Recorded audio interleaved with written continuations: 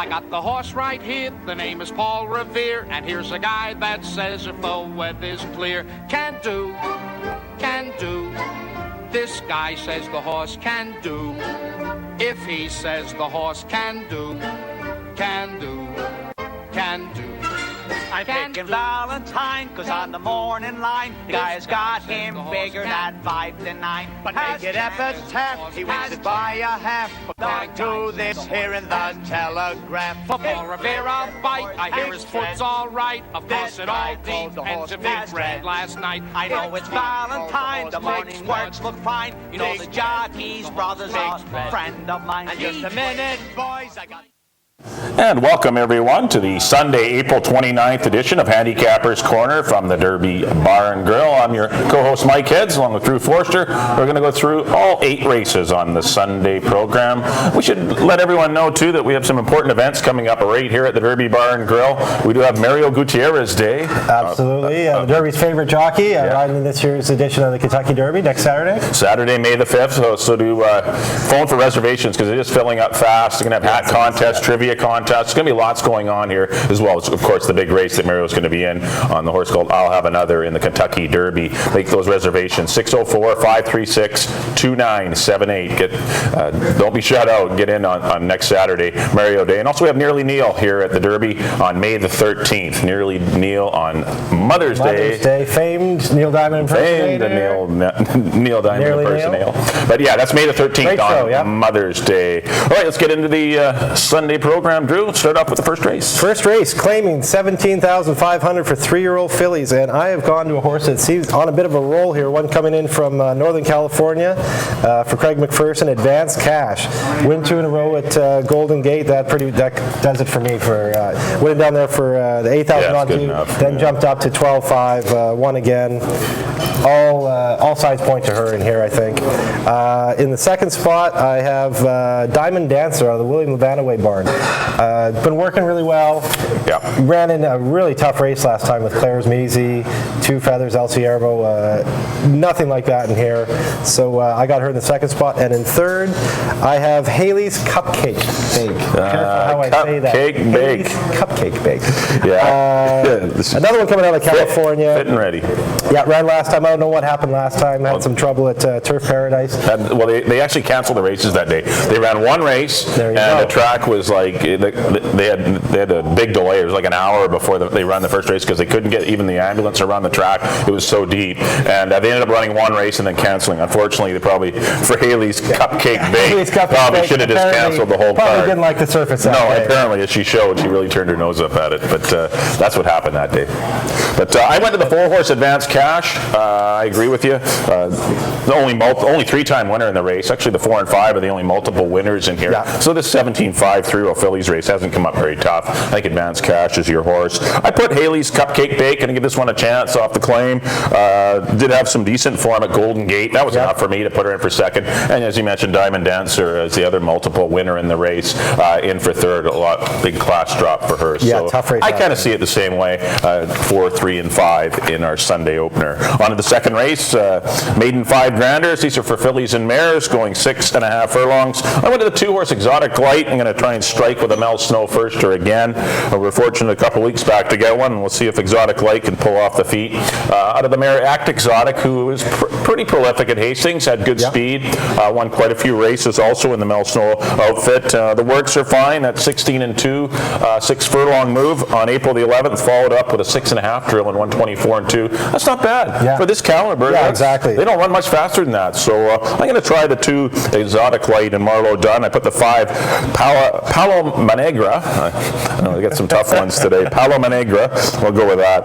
Probably wrong, but daughter of Grand Slam. Sounds good. Just the one run last year, going 3.5 furlongs. Very high-profile barn here, the John Morrison barn. It doesn't have a lot of horses, but you'll notice him strike at a pretty high percentage. That's a pretty good percentage. And James Reddekopp has given him a few horses, and they've done very well together, including last year's champ. Gabby got her way. Yeah. But Palomnegra, it looks good enough to me off of works. Nice final prep in 48-2. At least she has some speed. Might be the one to come and catch. And I put the 8 Finala Blossom in there for third. Good second in her final start last year. That was enough for me. 2, 5, and 8. In a race I didn't love it. It's just one of those shop around. It's definitely this one could pay. Yeah, the winner could pay $30 or $40. Want to go pretty deep in here. I went with the 6 Wando's Witch out of the Terry Clyde barn. Right. Fernando Perez gets them out. This is a horse that was running into some pretty tough company last year with Here Comes Lucky, Classic Hiradashi, What a Score, Satellite Debris, Dance the Wind, who came back with an allowance race last week. Yeah, ran very, very well last week. Yeah, big race out of that horse, that filly last week. So she got the lead in her last race. Looked like she was starting to put it together. So I drops down to 5. I just think it's too big a drop. She looks like the one to beat, I think, in here. In the second spot, I have Palomnegra. As you said, the always tough John Morrison barn. Amadeo Perez, another guy who's on fire. Got the lead last time and then surrendered it. Probably needed the start. Second start, probably very dangerous. And third spot, I have Finala Blossom. Kelly Rycroft's charge in here was another one looked like she was trying to put the pieces together last fall. Just got beat a half length. Hasn't run yet this year, obviously. So this isn't a tough spot, is it? Yeah, exactly. It's definitely within her reach to win today if she can repeat that last race. Yeah. And on to the third race. Fillies and Mares claiming $7,500 for non-winners of 2 with the BC clause in there, non-winners of 3 if you are a BC bred. And I have gone to the 4, Princess Rainier. Larry Greaves' charge here with Richard Hamill aboard. She is a horse that has been running in open races most of her life, and when she did drop into a 12-5 non-2 last year, she wins. Now she goes in, she was in an open 7,500, now she goes to 7,500, the conditional race, gets Hamill. A lot of things to like there. In the second spot, I have the 2 Songs Royal Diamond, Pedro Alvarado aboard. Another one, she's had a start this year. Yeah, ran good. Ran well enough. Yeah, she ran well enough. I think second start. Odds Easy had dropped into that race, ran a huge race, a tough horse, and Dream in the Dark, So I've her in the second spot. And in the third spot, I have the 1, Call Me Jewel. Bob Roman's horse, another horse, was running good at the beginning of last year. A hard-knocking kind of horse, right? Lots of seconds and thirds. Lots of thirds. That's where you got her. 8 exactly, thirds. 8 thirds. That's where I have her. Kira in the bottom end of your try. Yeah, just because her lack of speed hurts her sometimes, and she comes running, and it's all she can get is thirds. And this is a 6 furlong race too, right? Yeah, that'll hurt her a little bit, but I don't mind her getting in for third. But I see the race exactly like you. I like the 4-horse Princess Rainier. This is a huge class relief for her. She is competitive in those open 7,500s and 12.5s, as you mentioned, towards the end of the year. Diana's Legacy was sharp and on a roll. Last so her races she crushes. She should crush this field. She looks like a standalone to me on all wagers. That's the 4 Princess Rainier. I put your horse Songs Royal Diamond in for second. Impressed with her first up run this year. And I put the 5 Maddie Jade for Daryl Stewart, who ran some big races. Seemed to be getting it all together towards the end of the year. Did Maddie Jade and put her in for third. But I do like Princess Rainier. Big class relief for her. I think she wins for getting into a condition race. In the 4th race, moving along, this does start off the pick 5, maiden 5 granders. This is the other half of the split. Maiden fillies and mares here. Got 9 of them going post. We're at 6.5 furlongs. This is the split of the second race. I went to the 7-horse Market Time. Back-to-back runner-up efforts, albeit distant runner-up efforts last year. Still, this horse was battling on the pace. Those fractions were very quick. Aggressively spotted here for $5,000. The work tab's good enough. I think she gets the lead in here and plays Catch Me If You Can. She's a likely favorite, though, so I'm really not telling you anything you don't already know. I put the 2-horse Ariel's Command in for second. Goes first-time Lasix this year. For Richard Hamill up. Decent work tab. This horse has a chance to improve. I don't think you saw the best of her going 3.5 furlongs last year. And I put the 1 Perfect Light in for third. A firster by Perfect Soul. Nice 101 and change work on April the 8th, followed up by a 5/8 and 102, and then a 6.5. So she's had plenty of mileage in the morning. So 6.5 might be a good trip for her. But I couldn't get get away from the 7 market time. I think she's the best. 7-2-1 for me. Well, we already saw a Perfect Soul win here earlier this year out of the Barheads Farm. Mysterious so Soul, something to keep an eye on. I went a little different. I went with a horse that's going to be a little bit of a price. Sweet Little Sheila. Good. Nancy Betts does a very good job. Knows how I'm ready. This horse again was running much higher most of her life. You know, maiden 20s, maiden 30s. Why I gave her the edge over market time is she's had it out this year. It wasn't a spectacular race, but she does take a big plunge after that to the maiden 5. So I look for her. I got her in the number 1 spot. And second spot, yeah, you can't get away from market time. Yeah. She looks like obviously probably she'll be the favorite to kind of class the race. Good works right along. 2 starts, 2 seconds, drops in for 5. Excuse me, she'll be very tough. And the 6 horse, Disco Miss. I know you like her a bit. Yeah, actually sorry, I got confused there. I Disco Miss in the 2nd spot. Yeah. Mark Lucche's horse. Again, another one that probably needed the first out this year. Comes right back, and then market time in the 3rd spot. Yeah, you got 5, 6, and 7. I went 7-2-1. I'm going to try and get the 7 horse market time into the winner's circle. On to the 5th race. We do have some $5,000 non-winners of the year. 6.5 furlongs will be the trip. I got to feel the 9 scheduled to go to the gate. I see a lot of speed in here, Drew. Yeah. I got Bosco's Quick wanting to go, Alibi on fire. I see the outside horse Can't Wait Forever wanting to send for the lead, and I think the 4 horse Monster in the Closet might be the one that benefits. Does have a race under his belt. Didn't make much impression against Now Act going 6 furlongs, but I think the 6.5 is a better trip for Monster in the Closet. So I'm going to try him, and he does take a slight class drop from 7,500 into this 5 grander. I'll call for him to maybe beat the 9 Can't Wait Forever in the stretch, who gets his preferred outside post. If you look at Can't Wait Forever's replays over his career, however many starts he's had, 12 of them, 13 of them, you'll notice that when he's outside is when he draws the 10 or 9 hole. And he did last time, drew the 7 out of 7, and he's just comfortable on the outside of horses. Whenever he gets stuffed down on the inside, he's very difficult to ride, but his post really dictates how he does, and he gets a good draw for his style today. So I put him in for 2nd. But the 5, Evaluate. How can you fault him? He's just a cool he's horse. a hard-knocking old He just horse, runs whenever you lead him over there. He sprints, he routes,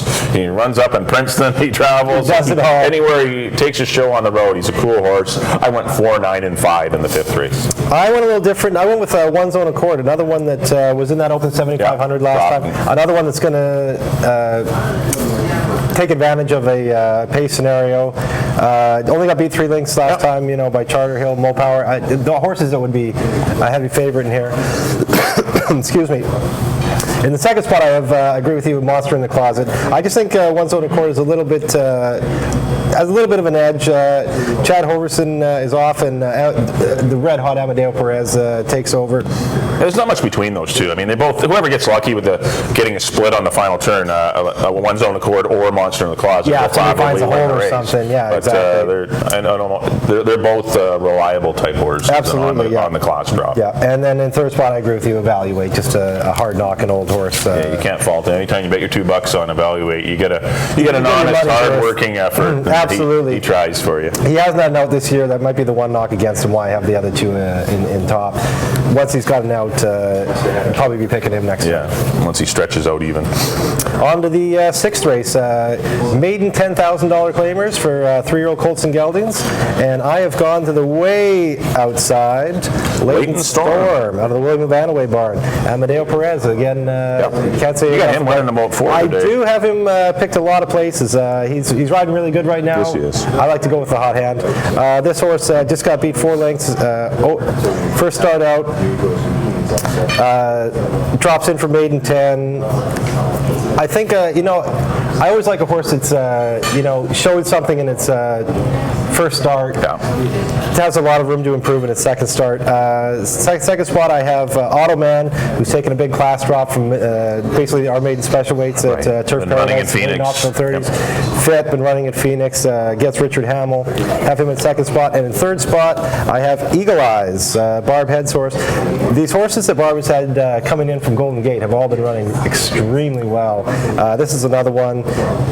Yeah, Tim McCann had quite a few of them down there. I think there's about a dozen that were sent down in December, and they've been training at Golden Gate. They get to have a start or 2, then come home, and a lot of them they're really fiery. They're ready to go. Absolutely. So, and that was from 8 and 12.5. pretty much a lateral move here, Yep. even a little bit softer spot. Maiden 10 here. I have Barb's horse in third, Eagle Eyes. I went with the same horse on top. I do like your 11-horse Leighton Storm for all the same reasons. A horse eligible to improve. He did make a bit of a run after a tardy beginning, and just a horse that's probably going to break a little bit better. I know the 11 hole could be a little tricky for him, but at least it's 6.5 furlongs. There's lots of time for Amadeo to find a spot and get in. He might even be a speed horse. I don't know yet what kind of, you can't Just off the first race, tough to tell, exactly. Gauge what kind of running style he's going to employ each and every week. But Leighton Storm, I like him off that first run against Royal Victor. He really didn't have a chance. Those two ran around the track together, the first two, Canucks Roar and Royal Victor. They had pretty soft fractions, and the speed did well. I thought he did quite well to be third, running from off of it. I put the 2 Wilo Cat or Wilo Cat in for second out of the champion mare Regal Red. Two good runner-up efforts, going 3.5 furlongs last year. He showed quite a bit of ability, but he's not very ambitiously placed. He's rammed in for 10 grand and see if we can win one right off the bat. His work tab has been solid as well. Lots of mileage, lots of 5s, 6 furlong drills. So definitely White Wilo Cat in here. Chad shows up on this one, which he'd been riding last year. And I put in these 6 Eagle Eyes as well. Easier spot, race under the belt. I think you'll appreciate these easier type horses here in the 6th race. So I went 11, 2, and 6. Once again, a lot of chances in this one. Yeah. There's another race. Look at them in the paddock and see how they're looking. Yeah. In the 7th race, it's our feature event. Nice allowance race. Wow, for fillies and mares going 6.5. 7 of them to face starter Joe Gray. The 4, 6, and 7, Orchid Silver, Wanda Woman, and Dearest Princess, probably at their best going longer distances. So I thought the inside 3 were the ones to concentrate on. I went to Notoriously. I think she's going to get a good trip sitting on the outside of Overvalued. Every time I discounted her last year, she kept winning. That's a nice thing. That's a nice thing about simulcast wagering. You can watch them run at Edmonton, and she beat some pretty nice mares last year. I think Summer Song she was running against a couple of times, and she turned her away each time. And she's a good, solid mare. She's moved to the Greg Tracy barn. She was in training at Golden Gate with Greg's stable, and so she's had lots of mileage. I expect her to be on her toes and ready to go, just like Vernon Britches was last week, just like Claire's Maizy was the week before. These horses are ready out of Greg's barn, and I expect her Notoriously. Maybe they'll be able to hold off Castanet Dancer and Overvalued. I went 3, 1, and 2, but a lot of talent heading into the starting gate today in this race. Absolutely, this is a great race. I have Castanet Dancer on top, just because she came out the blocks firing last year. She didn't run a bad race last year. She was great. Yeah, she's really, really nice. Now 4-year-old filly. That's could be a little tough, maybe going against the older mares for the first time, but she's only ran this distance twice, and she won both of them. In the second spot, I have Notoriously. Obviously, she looks really tough. 8 wins out of 19 starts. As you say, all Greg Tracy's horses are firing right now. They're all fit, ready to go. I have her in third spot, and in third spot, I have Dash and Daisy. Last year's another honest mare. Last year's top older mare here at Hastings Park.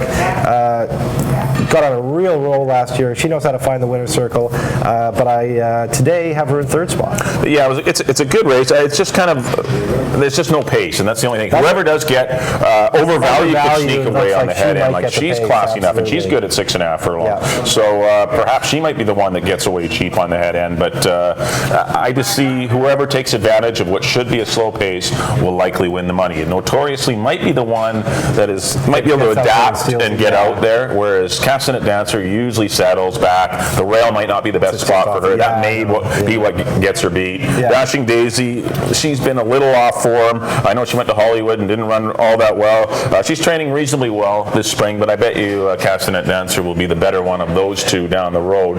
But I went 3, 2, and 1, or 3, 1, and 2. I think those are your 3, but once again, a good horse race in our feature on Sunday. Closing it out, race number 8. We do have some $20,000 maidens.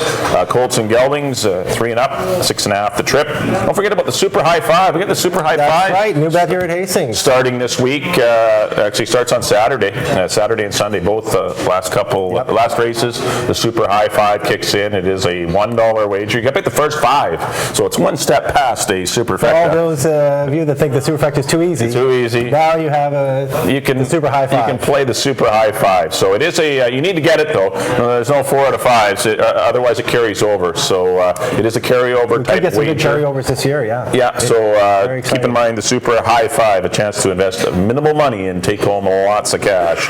Well, in the finale, I did go to the two-horse Canucks Roar. Probably not going to create a big payoff in the Super High Five, but I think this is the horse to beat. Yeah. Just missed to Royal Victor in his debut. Kind of tipped his hand that he was ready to go. He was well backed. He was 5-2. You know, he was no secret. Was Canucks Roar. Yeah, they like and about the only Canuck fan roaring right now could be this horse, but they're kind of silent now, the Canuck fans. But let's put Canucks Roar over the 4, Shing and Bolt on the big class drop, and the 6 horse Notice Sal out of the Tracy McCarthy barn, out of a good race mare, Haunting You. She was very quick. Wouldn't be surprised to see this one be pretty sharp early in her career, or his career. Works are excellent, and that was enough for me. Amadeo rides. So I went 2, 4, and 6 to close it out in race number 8. I'm totally agreeing with you with Canucks Roar. Looks like, pretty tough. Just got beaten neck his first start. That looks like the horse to go to. However, in second spot, I have the 1 horse, Quattro's Raider. Horse that has been running against some really tough horses last year. Comes out of that Taylor's Deal race. Here comes Lucky, Joint Choice, Alberta Breeze. It didn't get many easy dashes, did he? No. When the overnights come out, he was always in tough. He certainly was, and now I think this spot is quite a bit easier than the races that he's been running in. So I have him in the second spot, and like you said, in third I have Tracy McCarthy's horse. Notice Sal. Hers are always ready to go. She gets Amadeo Perez. Like the connections there. That's pretty much why I have Notice Sal in there, and the breeding too, Haunting You. Yeah, 2, 1. So you go 2, 1, and 6. I went 2, 4, and 6. Well, that'll close out our Sunday selections. We should note to everyone that we do archive each one of these episodes. You can catch them on the derbybarandgrill.com. Just hit the archive button, and if you happen to miss it, we do archive every episode as well as the interviews.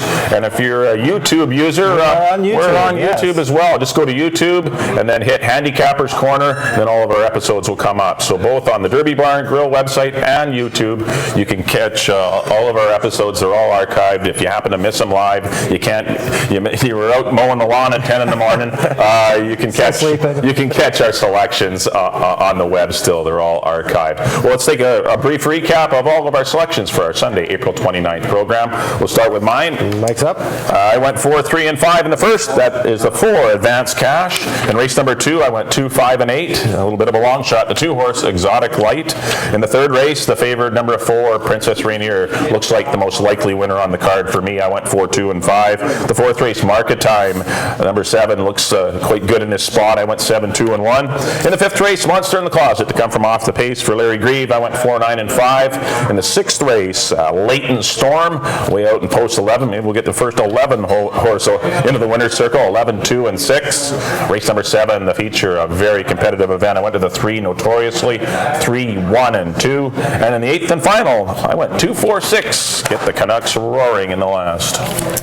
And on to my picks. There we are. The first, I agree. I went with the 5, Advanced Cash, on top of the 5, 3. The second race, I went with the 6, Wando's Witch, on top of the 5, 8. The third race, again, I agree with Mike, very tough horse, Princess Rainier, the 4, on top of the 2, 1. In the fourth race, I went for a little bit of a price, Sweet Little Sheila, on the number 5, on top of the 6, 7. In the fifth race, number 7, One Zone Accord, on top of 4, 5. In the sixth race, way outside the number 11, Leighton Storm, above the 3, 6. In the seventh, the feature, I went with the 1, Castanet Dancer, on top of the 3, 5. And in the eighth, I agree with Mike again, number 2, Canucks Roar, on top of the 1 and 6. Well, that'll do it for the Sunday, April 29th edition of Handicappers Corner. I'd like to thank everyone for joining us today. We'd like to thank Brian Butters, our special guest, who took time out of his busy schedule to join us and keep us informed on what's on the go in the world of horse racing. Well, don't forget to join us next Saturday. It is Kentucky Derby Day. Yes. Until then, good luck this weekend. Have a great weekend. Pick lots of winners. Thank you, and good luck, everyone.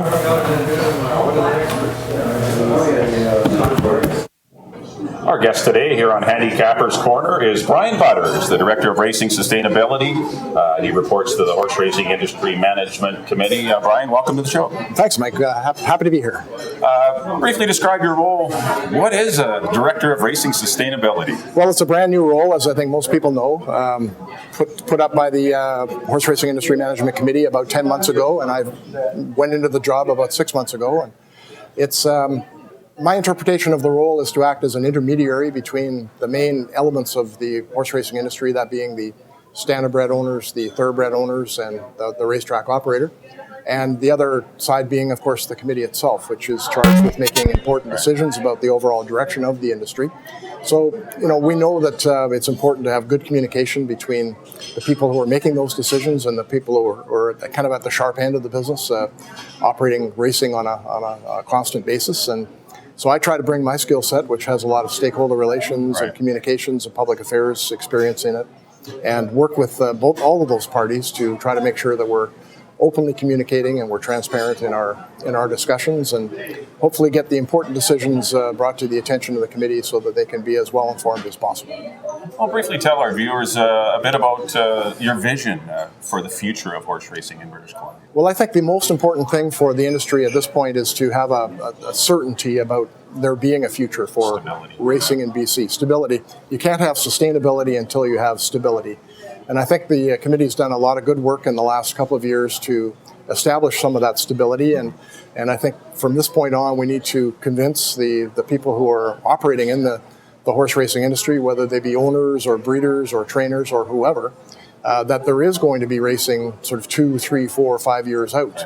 So I think the consultation process that we're going to be undertaking here in the next short while is going to be critical to get ideas from everybody in the industry, and we can talk more about that later. But at this point, it's really important that the committee have the information that it needs to establish one or more viable business models that would allow horse racing to have a successful future in BC. We have a tremendously rich history here in British Columbia in racing. We have a lot of people whose livelihoods depend on racing, and a lot of people whose enjoyment depends on wagering and racing. Big spin-off effects. Absolutely, right into the agricultural sector. And so everything we can do to try to preserve that lifestyle, we want to do everything we can. I know it can't happen overnight, but maybe describe the progress of creating a more certain future in the province. I think the establishment of the industry committee has a lot to do with that. It does date back about 2.5 years. And I think the committee was very successful in solving some of the financial misunderstandings perhaps that existed between the various parts of the industry. And so we've got a good stable platform now on which we can try to build a structure and a philosophy and a vision for the future. And I think that's the step that the committee members themselves are most excited about, is kind of leaving the finances behind now that they're well established, and getting on with determining the strategy and the tactics for creating a future for horse racing in BC. We need to be able to do that. The time is now. Yeah, part of the strategy will definitely be involving the BC Lottery Corporation, and as we witnessed last year, it was great to have their marketing team on board, and they really targeted the younger demographic, making, in combination with Hastings Racecourse, making Friday Night Lives a big success, a fun place to be, Hastings, and get that excitement back, get the young folks in there. Perhaps can you discuss any strategies or ideas that BCLC has for 2012? Absolutely. We want to continue with that excitement. I agree that a great job was done in creating more excitement and enthusiasm for horse racing. I've always felt that horse racing kind of skipped a generation, and we're trying to fill back in now and get those younger people involved in racing in a way that they were not previously. So the live product is tremendously important, but equally important, if not more important, is the 92% of the wagering that takes place, not by the live customer, but by people who are betting simulcast wagering, import wagering. And we need to find a way to try to move the needle of wagering so that the people who are currently doing that activity do more of it, hopefully at a higher wagering level, and that people who have not yet been introduced into that style of wagering do get introduced and find it exciting and graduate from the live product to the simulcast product and sort of move through that pipeline so that they're lifelong racing fans and support the industry through their wagering. And that's how we make our bread and butter, and it's very important for us to be able to market that, and that's where you'll see, I think, more focus this year than in the past. Yeah, it's great to have them on board, BCLC. I know up on your calendar is some industry stakeholder consultations. These are extremely important, and it's pretty much inviting every stakeholder, whatever faction you're in, whether it's breeding, you're a jockey, a trainer, an owner, to give some input in these consultations. And I know you can't fix an industry until you get to know all the problems and the little flaws, and at least knowing the inner workings of the industry, you get to talk to everyone. And I know those are coming up very shortly. They are coming up very soon, and we do welcome all the participants in the industry to come forward and speak to us. We're creating opportunities for them to be part of that process. And the important thing is that we try to gather as many ideas as we can, and some of those ideas might be conventional, and we hope that some of them are unconventional. And we're going to be also looking at things that other jurisdictions have tried that have succeeded. So we're looking to put in practice the best ideas that we can identify, load up the committee with as many of those ideas as we can, and get them some time to think about a creation of one or more viable business models that will allow this industry to succeed in the future. Well, that's great news, and our industry is far better for having you in it. Thank you for joining us today here on Handicappers Corner, Brian. Mike, it's a pleasure. Thanks. I'll look forward to coming back sometime. Now on screen is the information that you will be asked at the BC Horse Racing Industry Stakeholder Consultations. There is the purpose. It is to develop a sustainable business model for the industry going into the future. What does the success of BC racing industry look like to you? Another question would be, what factors does the committee need to consider? What questions they need to answer before moving forward in developing a new and sustainable business model for the BC racing industry? And what conventional or even unconventional ideas you have for building a sustainable BC horse racing industry? Here are the dates and times of the upcoming consultations. The first one is at Hastings Park on Wednesday, May the 2nd. Time is 1 o'clock at the old slots floor in the Grandstad area down on the tarmac. This is for owners. Any owner is invited to come to Hastings on Wednesday, May the 2nd at 1 o'clock with your brilliant ideas for racing into the future. On Thursday, May the 3rd, they will be interviewing GPED Racing from 8:30 in the morning to 9:30. Then trainers, jockeys, veterinarians, and grooms, or any other interested parties will be at 10 o'clock to 12:30, once again in the old slots floor at Hastings. Later in the day, the bettors will be involved at 1:30 to 3:30 on the old slots floor, once again Thursday, May the 3rd. And then track operations will be interviewed at 3:30 to 5 o'clock on the old slots floor.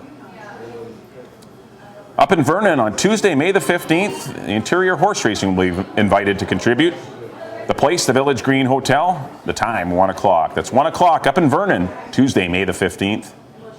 And on Wednesday, May the 16th, they'll be in Chilliwack for the Thoroughbred Breeders from 1 o'clock until 3 at the Coast Hotel. So do bring out all of your ideas. Your input is greatly appreciated and really needed. So please do take advantage of these Thoroughbred stakeholder consultations.